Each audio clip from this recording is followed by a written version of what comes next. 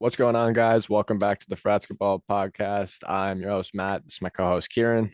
Um, Bunch of crazy stuff has happened in the last week of hoops. I know you covered that in our last episode, but I'm gonna have a little bit more in-depth stuff about kind of the Luka game. I guess just a few more things to add here and there. I should say, not more in depth, but yeah, we're gonna cover the Hawks today. We're gonna cover the Raptors today. And yeah, so just kind of to start this episode out, I've been enjoying watching random teams and stuff like that. Just I feel like it almost like helps me dig deeper into the game in a sense. Makes me like because I'm not gonna watch the Hawks, I'm not gonna watch the Blazers for a week straight, you know. So I Mhm. enjoy doing this. Yeah, I've had a great time as well. The Raptors this week were not as fun as the Bucks last week. Yeah. Not just because they're not my favorite team, but you know as we'll see, the Raptors are out the best week in Yes. NBA history. So Yes. So we're gonna continue with the wheel spin. So as you guys can see on the screen right here, this one will be Kieran's team. let's go. Let's get something maybe in the playoff picture. Hopefully. You got the Grizzlies. Okay, the Grizzlies have not been awful. They beat the Hawks this week, so that's encouraging, but They definitely did. not one of the better teams in the NBA. Yep. And then my team right here. I hope I get somebody good. Dog, I'm not watching the Blazers again. Okay. Imagine I get Yeah, the we should do it where Hawks. we don't watch. Let's go through all 30 teams before we do any repeats. Man, I'm like allergic to getting a good team. I got the Rockets. So I'm Okay. rocking a consistent red team. The Hawks, the Rockets, the Blazers. So yeah. Yeah, I guess I don't really know how to feel about that. I guess we'll see how that goes. But anyways, back on track with today's stuff. Do you want to start with just some weekly stuff about the Blazers, I guess? Yeah, the Raptors is the team I watched this week, Oh, sorry. Yeah, and yeah, you're Raptors. good. You're good. We only played two games this week, and they're both losses. The first one is actually to the Grizzlies, who I will be watching this week, and it was a wire-to-wire win for the Grizzlies. They only won by 8 points, but really the Raptors kind of went on a little bit of a mini run in the fourth quarter, and it wasn't all that close. More of a defensive oriented game. Both teams shot like around 45%. Scotty Barnes and RJ Barrett looked good. Barnes had a 22 and 12 and 8 game near triple double. He also had 6 blocks, which is awesome. He had some really fun, crazy blocks in that game. Emmanuel quickly played well at kind of the point guard spot. He had 10 assists, but he didn't really shoot very efficiently. Went 3 for 13. Grady Dick played 14 minutes, kind of had like a Tony Snell type game. Didn't score, only grabbed 4 rebounds, didn't really do almost anything in his minutes. And he's starting to look more like a bust, which is kind of unfortunate for the Raptors. They've wanted him to be a spacer out there on the floor, and not giving you a lot of defense either is also not good. So hopefully for the Raptors' sake, he's able to bump up that production because the Raptors do desperately need some shooting on their team as of right now. Also, the Raptors are out Jakob Poeltl this game with a sprained ankle, and then Jonte Porter, who I don't think I've never heard of Jonte Porter before, but apparently he's a Right. center on the Raptors, and he got poked in the eye, unfortunately, 5 minutes into the game, and didn't see the court the rest of the night. So they're really lacking on that center spot, and because of that, Jaren Jackson Jr. went on a tear. He had 27, 4, and 5 with 6 steals in this game and a block, going 12 for 22. So he was basically just getting almost anything he wanted against that Raptors defense. Luke Kennard and Vince Williams also poured in 19 and 18 points, respectively. Hit So the just an over on all Vince solid Williams game. that game. Yes, sir. Made a little $50. There we go. All right, very cool. And yeah, just not a great game for the Raptors. And then moving on, Friday the 14th versus the Clippers, another loss. This one was a little bit even more convincing. They lost by 20 points, 107 to 127. Quickly did not play in this game. He actually got injured toward the end of the Memphis game. So he's out with a right thigh injury. That further hurt the Raptors as they weren't able to get as much playmaking going. So again, Barnes and Barrett had led the team in scoring, but they did not do it as efficiently. Harden led the Clippers with a 22, 10, and 13 triple-double for a balanced scoring effort, with 6 Clippers scoring in double digits and 3 scoring at least 20 points. The Clippers shot 51% from the field, 28 from deep, and 92 from the line. Now, 22% doesn't sound like a good number from three, but it sure is when your opponent is shooting 19% from three, 6 of 32. So really not great. And then also the Raptors shot 59% from the line. So not something that you're, looking forward to on a night where you're missing some guys and then also not shooting very well. Right. So Yeah. just not a great read for the Raptors. Gotcha. So, on the topic of the Raptors, I was actually going to ask you some stuff about Grady Dick. So I know like he's still young. I'm personally not ready to chalk him up as a bust just yet. Um, uh, where do you see the Raptors using Grady Dick in the future? Do you see him being a potential like starter, like an impactful starter in this league, or do you kind of see him as like a 6-man, 7th man who's just gonna come in and give you your 12 points, maybe an assist and a board here and there and play some defense? Like, what do you think the future holds for Grady Dick? Well, his build kind of lends to a good role player, I'd say. So he's 6'6", 205. He's a bigger player, but is not really super impactful on the defensive end. And his whole thing is he was one of, if not the best shooter in his draft class. And right now he's only shooting 27.6% from three, which is Yikes. quite bad. So that's like Scoot Henderson type shooting numbers, except Scoot Henderson wasn't expected to be a great shooter. It's also really not seeing a ton of minutes. He's only averaging 4 points a game. So I'd say I wouldn't chalk him up to a bust. He was picked at what number, like 10 or something like that? Yeah, 10 or 14. I want to say end of the lottery. Yeah. So yeah, somewhere at the end of the lottery. And yeah, he's only playing 12, 13 minutes a game. He's only started one game. He's only played 24 games out of the 40 something that the team has played. So I think getting him more reps is going to be a good thing because he's actually playing a little bit more now that they don't have Pascal, now that they don't have OG. And he's a big player at the shooting guard position. So he definitely has, like I said, the physical tools, but I don't think he has a block all season. He might have one or two. So that height is really not lending to him getting a ton of defensive playmaking stats. Mm-hmm. And I think if he doesn't bump up his 3-point percentage to even like somewhere in the low or mid 30s, then in his next couple of years, then it's not looking to look great.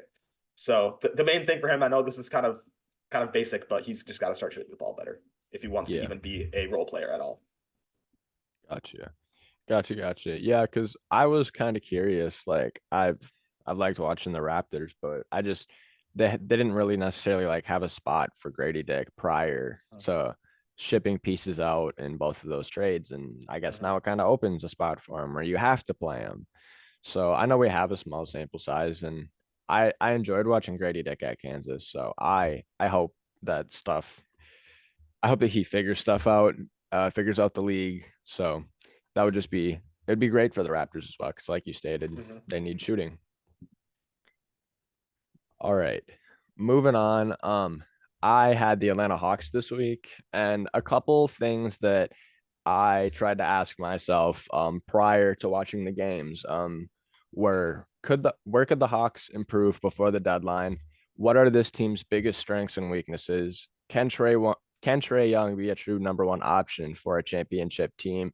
And when or where or maybe will DeJounte Murray get traded?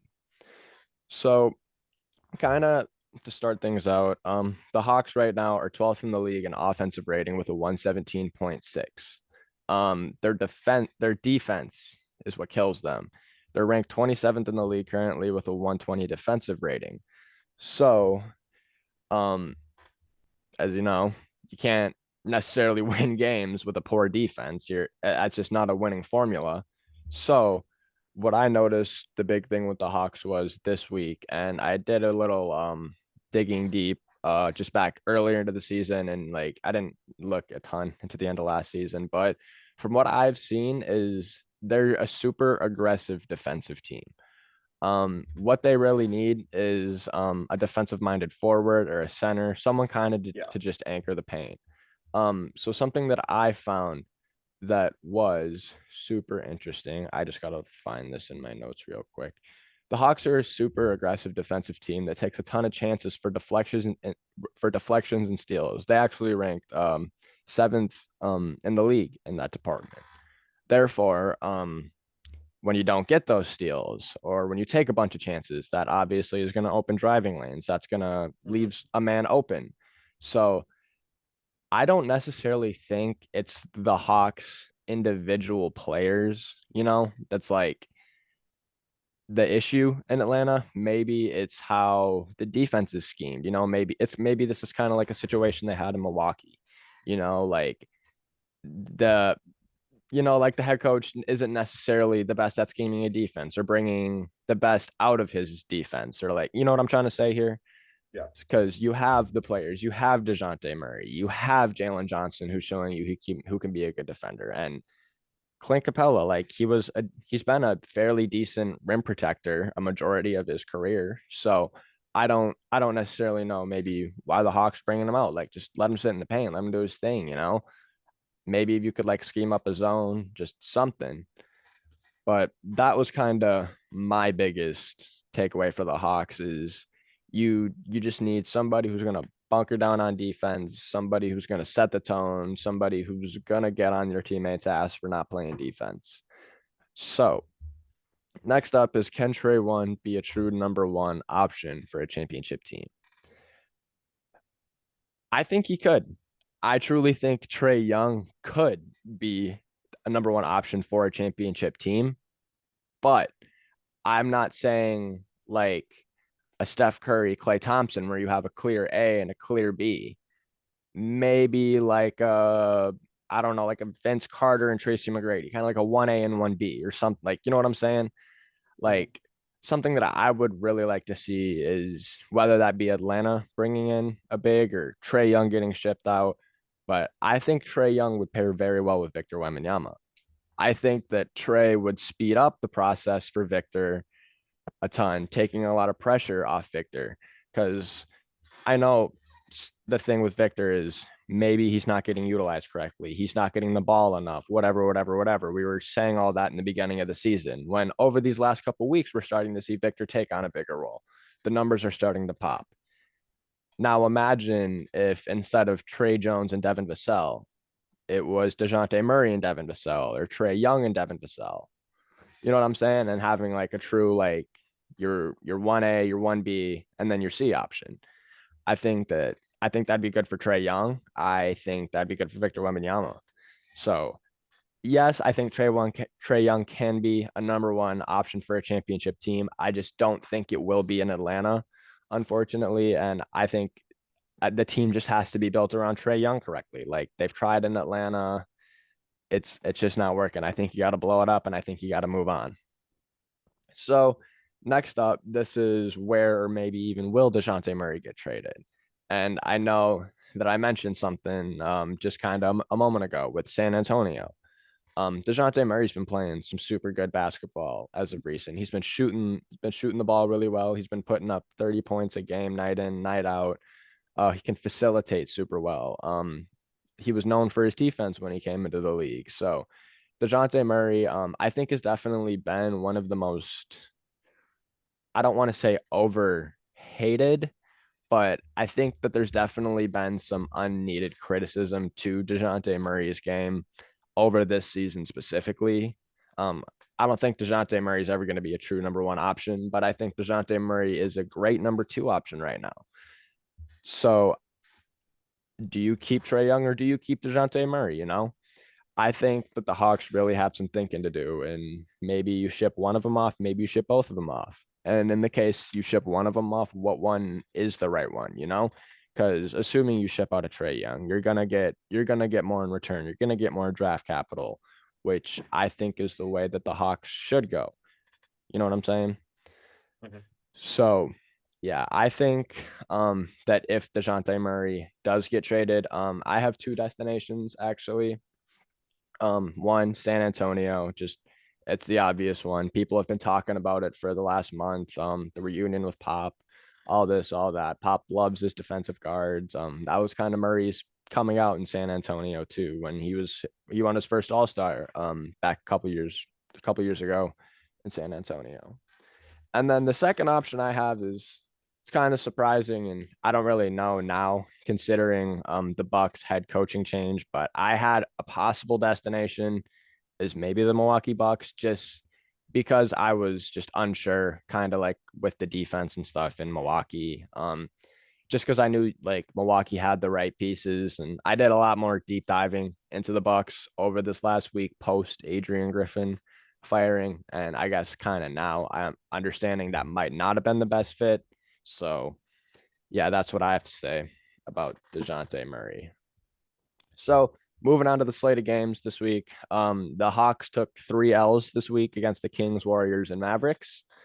So to start out with the Kings, there was no Trae Young in this game. The Hawks started the game super sluggish in the first half.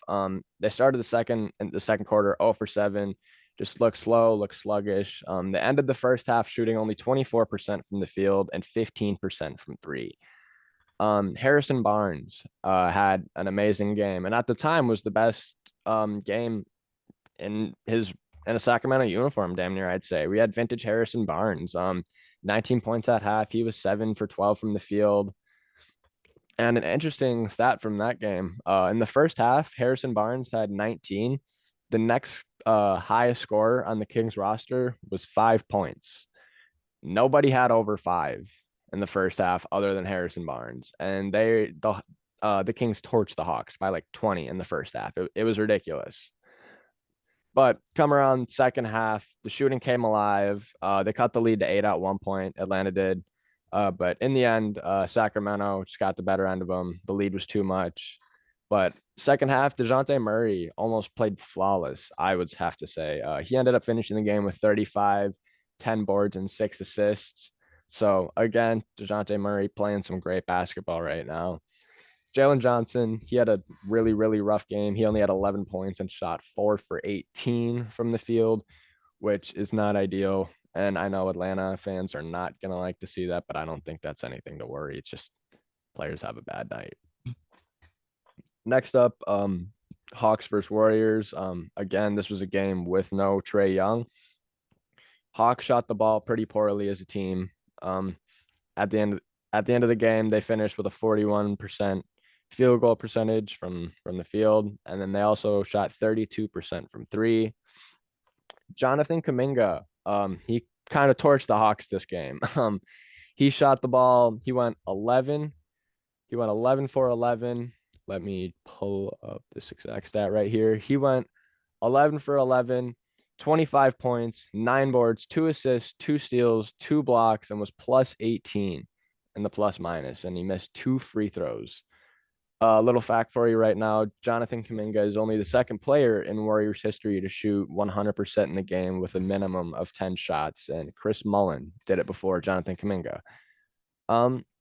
I think this is really good for Warriors fans. I was hyping up Jonathan Kuminga earlier in the season, and hit a little decline. It looked like him and Steve Kerr had some, I don't want to say beef, but there was just some tensions in Golden State, it looked like. But as of this last week, Jonathan Kuminga has been the MVP of that team for this last week. He's been playing outstanding basketball, and he's been showing why he's been a top 5 pick.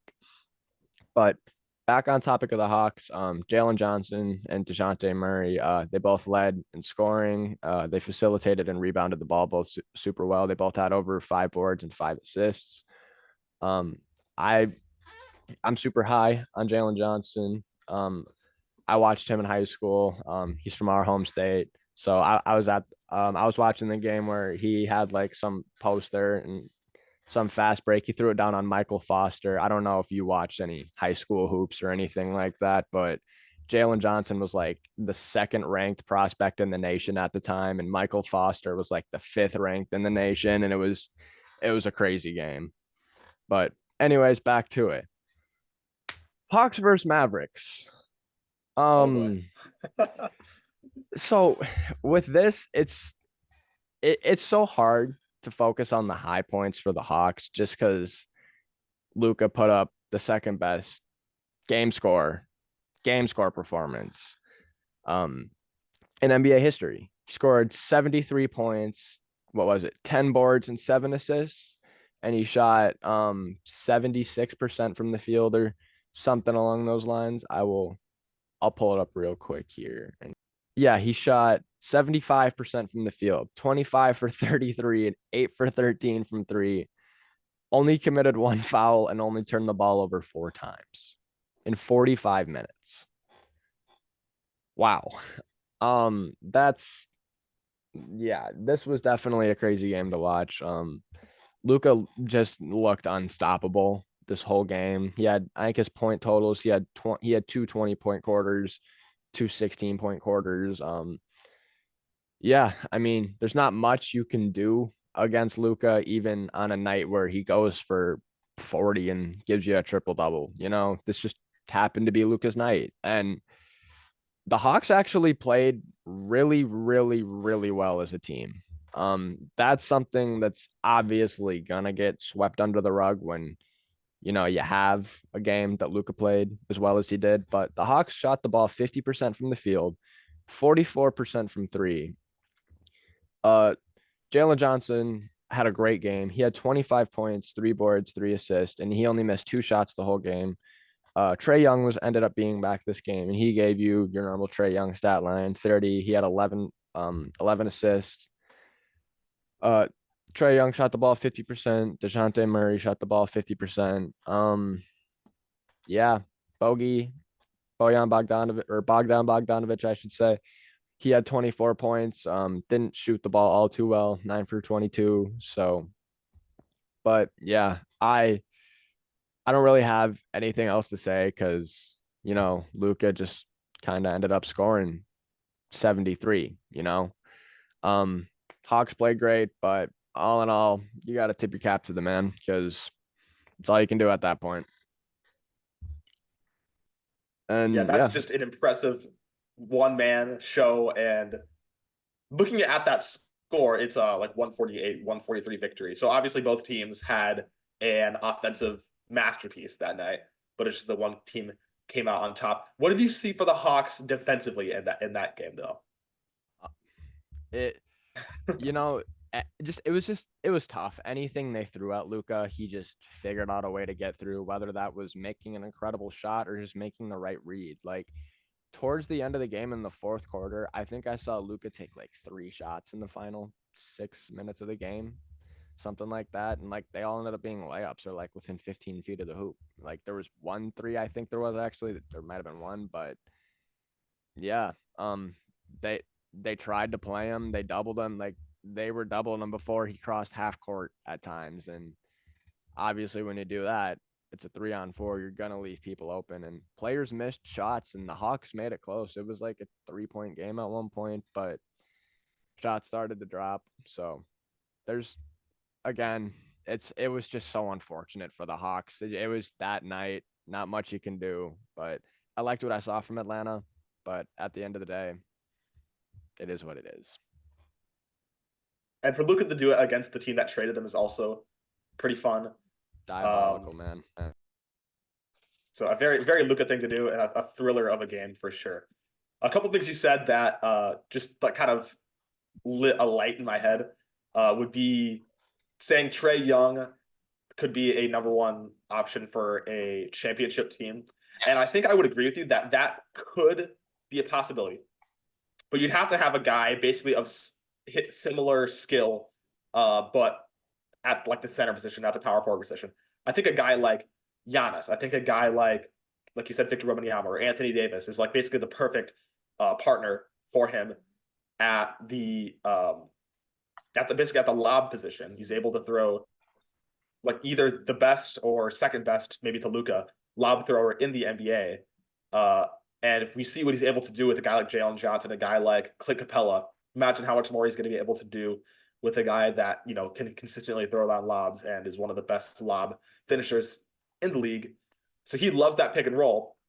And kind of like something we're already seeing in Milwaukee is Damian Lillard and Giannis. I know they're not running as much pick and roll as they should be, in my opinion. That's part of the reason that Adrian Griffin was fired, because he wasn't instituting that as much as maybe they should have. But if we're seeing Dame and Giannis not be as dominant as we think they should be, and then also the Hawks not having the surrounding pieces that Milwaukee does, I also agree with you that it's going to be hard for the Hawks to have any championship aspirations in the near future. So they are going to have to chip out one of those two guys. I would think that they would chip out DeJounte Murray because they're going to bet on Trae Young just continuing to be one of the best offensive players in the league, even though he's probably never going to be, he's never going to be even an average defender at his position at this point in his career. Yeah. He's already proven that he's one of the worst defenders in the league, and that's going to be how it's going to go. Yeah. And I do actually agree with you for the DeJounte Murray to the Bucks kind of perspective. I don't think that's going to actually happen because I don't know if the Bucks have enough to get it done, but that is probably the best position for him to be in. If we give out, I think we're looking at Bobby Portis, Pat Connaughton, Marjon Beauchamp, maybe Ajax, and that's some sort of a deal for him. He is, I think, making around $25 million a year, something like that, $20 million a year. Roughly, yeah. And that's a lot for the payroll, but he basically fits perfectly. Him and I'm assuming Damian Lillard will be starting at the 1 and the 2, Chris Middleton at the 3, Giannis at the 4, Brook Lopez at the 5. That's just maybe the nastiest starting 5. Maybe you could say the Celtics would still be better in the league, and that's just ridiculous. And he's not been as good on the defensive end as of late, but I think part of that is because he's had to take such a big load on the offensive role with Trae Young being out for a bit. But I am definitely higher on DeJounte Murray than some people are. I agree with you. He's definitely gotten some flack for, not being able to play defense the way that he was expected to when he came to Atlanta. Right. But he had 2 game winners back to back. So he's definitely shown that he's able to perform in the clutch. And he's been doing well on the offensive side of the ball without Trae Young. So yes. I agree with you. And 2 things that I do want to say real quick is Trae Young, very poor defender. Yes. Interestingly enough, Trae Young's actually playing the best defense of his career this year. I don't have like stats for you or anything. I was just scrolling through. I was reading some stuff on the Hawks. Just they're an interesting team, and there was a bunch of stuff saying of reporters in Atlanta, insiders for the team. They're like, they love Trae Young. Doesn't look like defense is a side thought. Like there's some effort there now, which is good. Which is good because, like you said, he was notorious for being just not caring, which is a big thing. I have one more thing to cover, not regarding Hawks, not regarding Raptors, just kind of something that I found interesting about Victor Wembanyama, if you don't have anything else. I'm good. Go ahead. Okay. So my stance for Rookie of the Year voting has actually changed drastically. After taking a deep dive into things, I think Victor Wembanyama should be the clear-cut Rookie of the Year. I apologize to Wemby for trying to be different and taking Chet as my Rookie of the Year. I apologize, Mr. Wembanyama, for not being as familiar with your game as I should be. But just some advanced stat that I found super, super interesting. So do you know the stat stocks, defensive stocks? Well, yeah, steals plus blocks. Yeah, steals plus blocks. So currently, are you about to say that? Can I guess what you're about to say? Are you about to say that he has had the highest stocks for a rookie since, like, I don't know, like David Robinson or something like that? Or is that what you're about to say? No. So Victor Wembanyama actually has the second highest stock of all time in only in under 30 minutes a game. Like period? Period. As of now, he's averaging 4.23 stocks right now. And the current most all-time was Anthony Davis in 2015, which was 4.4. And if I remember that correctly, that year, Anthony Davis was playing roughly 34, 35, maybe 36 minutes a game. He was playing a lot more than Wemby was, which statistically it's crazy. For playing under 30 minutes to have it average 2 and 2, like, well, obviously he's averaging 3 a game and like a steal, but I feel like I check the Spurs box score every night. Just sure, call me a box score watcher, whatever. Fuck all you guys, but yeah, I'm always impressed when I see Victor Wembanyama's steals, his blocks. It's always I feel like in the 5-6 range when you add them both up. So I think Mhm. that's really really impressive. What's going to happen when Victor starts getting superstar minutes when he's getting 36 a game, assuming and hopefully hoping he stays healthy, you know? Like is this man going to average 4.5 5 blocks a game? Like obviously that's a stretch, but is it possible? I think so. Um, another fun fact, Victor Wembanyama is also the only rookie in NBA history to lead all rookies in points, rebounds, blocks, and steals. Right now he's fourth in assists and he's third in minutes. So that alone, that's crazy. Granted, I know this rookie class isn't necessarily the deepest class, but again, imagine when this kid fully adjusts to the NBA. Like he's still only half season in. He's still only 20 years old. You know, like he just turned 20. He was doing all this at 19. Imagine when he gets more mature. Imagine when he figures the game out more. And yes, I know he has a slim build, and I doubt the Spurs try to change how he is too much, but I know they're gonna want him to put on some muscle. You know what I'm saying? So Mhm. imagine he gets a little bit more physical too. How, how are we gonna stop him? Like truthfully, how is any team like gonna stop Victor Wembanyama? I've thought about that the last couple of days, and I've truthfully just drawn a blank. Um, but yeah, and I'm gonna continue to bounce back to this. But right now, if I were Brian Wright, Spurs GM, I would be calling up the Hawks right now, trying to figure out how I can get Trae Young or DeJounte Murray because I'm gonna want to speed up the development of this kid as fast as I can because this is a superstar in the making. This is the future of the league, and I think if you're a San Antonio fan or if you're a fan of the NBA, you want this kid to bring the most out of what he can. And I think the best way they can do that is bring a true ball handler, another shooter, another scorer. So that's my stance on Victor Wembanyama. I think we have a future. I think we have a future all-time great. Yeah, that's certainly what it's looking like. He's not playing as many minutes as a lot of the greatest rookies in NBA history. And Jimmy High Roller had a video on this. You guys should go check that out. But his per 36 stats, if you adjust it to like a guy like Wilt or a guy like Luka Doncic, who had great rookie seasons, like he's stacking up pretty well against the all-time greats, especially in terms of stocks. I don't know if that. How many stocks did you say he had? 4.23. Okay. I'm looking at like block numbers in like the 90s and the 80s. Mark Eaton had 5.5 blocks. Manute Bol had 4.9. So maybe that number is for I don't know rookies, or maybe it only goes back to like 2000 or something like that. But I don't think that's exactly right. But he's having just an insane year in terms of defensive playmaking stats, especially per 36. And his length is what allows him to do that. Obviously, being able to basically reach out and grab the ball from somebody and just slide across the court with his lateral speed as well, and just be able to make defensive recoveries that basically when he's on the floor, the Spurs are actually like treading water on defense, and when he's not, the Spurs are like one of the worst defenses in the league. So his impact is already pretty insane.